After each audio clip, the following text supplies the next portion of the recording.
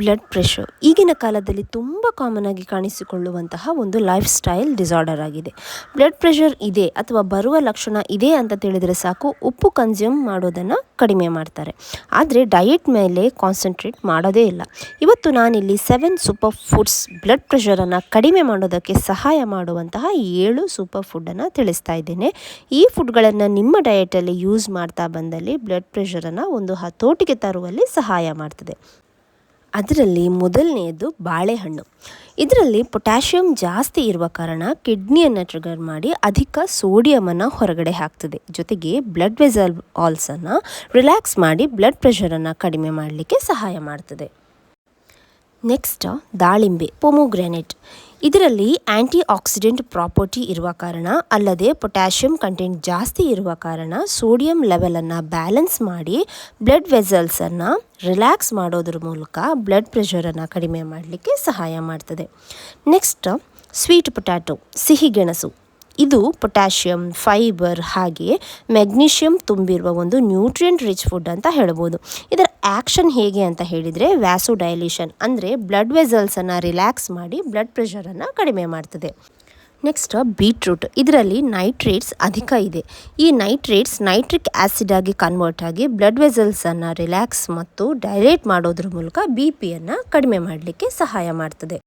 Next green leafy vegetables, ಅಂದರೆ ಸೊಪ್ಪು ತರಕಾರಿಗಳು. ಇದರಲ್ಲಿ ಪೊಟ್ಯಾಷಿಯಂ, ಮೆಗ್ನೀಷಿಯಂ, ಕ್ಯಾಲ್ಶಿಯಂ, ಫೈಬರ್ ಮತ್ತು ಆ್ಯಂಟಿ ಆಕ್ಸಿಡೆಂಟ್ಸ್ ಧಾರಾಳ ಅಡಗಿರೋ ಕಾರಣ ಬ್ಲಡ್ ವೆಸಲ್ಸನ್ನು ರಿಲ್ಯಾಕ್ಸ್ ಮತ್ತು ಡೈಲೇಟ್ ಮಾಡೋದ್ರ ಮೂಲಕ BP-ಯನ್ನು ಕಡಿಮೆ ಮಾಡಲಿಕ್ಕೆ ಸಹಾಯ ಮಾಡ್ತದೆ.